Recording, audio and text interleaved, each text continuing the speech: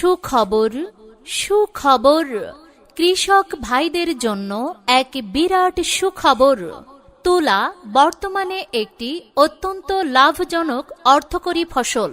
তুলা চাষের বপন মৌসুম শুরু হয়েছে। 20 আষাঢ় থেকে 30 শ্রাবণ পর্যন্ত তুলা চাষের উপযুক্ত সময়।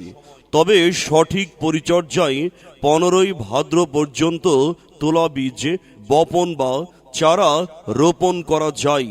বন্যামুক্ত উঁচু ও মাঝারি উঁচু বেলে দোআঁশ, এঁটেল দোআঁশ মাটিতে তুলা চাষ করা যায়। মরিচ, হলুদ ও কচুর জমিতে নতুন বাগানে তুলা চাষ করা যায়। তুলার সাথে বিভিন্ন সবজি, মশলা ও ডাল জাতীয় ফসল সাথী ফসল হিসেবে চাষ করে বেশি আয় করা যায়। প্রতিকূল আবহাওয়ায় বীজতলায় চারা তৈরি ও জমি